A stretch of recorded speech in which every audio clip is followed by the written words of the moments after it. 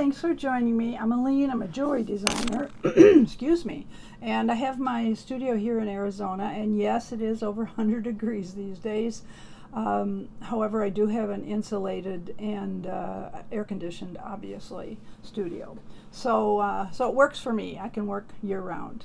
Now, what I want to show you is I want to tell you about this tip that I learned about designing with Moonstone. Oh, but before I do that, if you are watching and could subscribe, I really would appreciate it.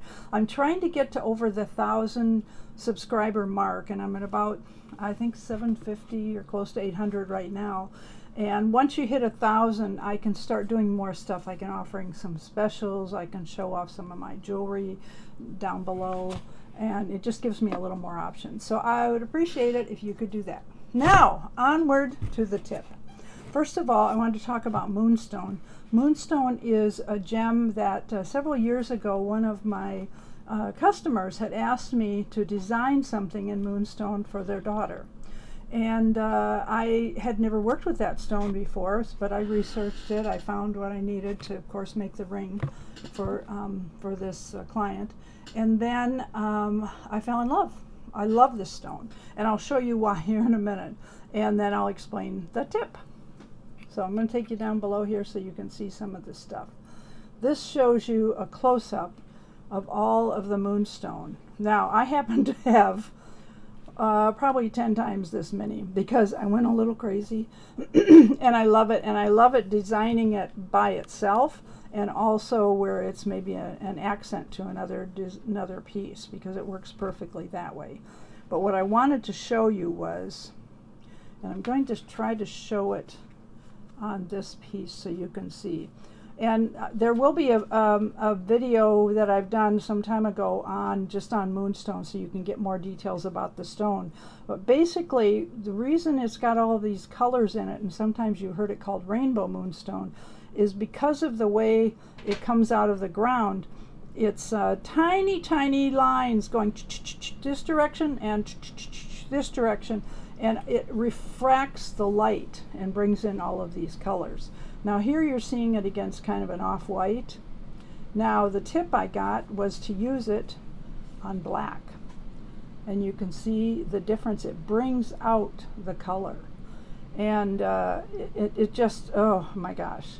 So anyway, the class I took, and I'll give you details about that below, was from Jewelry Art Studio, and they suggested when you got ready to mount the stone and to set the bezel that you put this on the background. This is just electrical tape, as you can see here. Put it on something first and then put it into the bottom. Now on the particular one I'm going to show you, I wasn't able to do that just because I'd already done the bezel, and there wasn't going to be enough room for it to fit in there because I needed that extra little height. So I'll show you what I did on this piece right here. I found a piece of just black, really, really thin paper, and I was able to put that on the bottom and then compared it. See how you can compare the difference? That's basically the same. It is the same stone, but this one, and I mean this is beautiful too, and you can still see the colors, and this one actually has the backing on it with the heart stuck out, so that gives it a little more too. But you can see the huge difference in putting something black underneath it. So that's one way I did it. Another way, and this was actually before the class, I had made this ring some time ago, and actually what I ended up doing was antiquing it. Now antiquing it is just adding liver of sulfur to it to blacken it.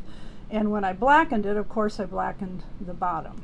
So what happened was it shows off, again, see how blue this looks? Now if that were just against white, like here, like any of these, you can see, or even just looking at them down here, you can see they're against kind of a natural color.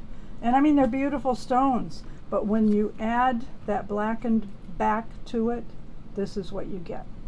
So anyway, that's just a little tip I wanted to share with you. I hope you enjoyed that. Again, I will have something about the regular Moonstone. I think it shows up actually in this corner right here, and then I ask you again to subscribe. Thank you very much for following.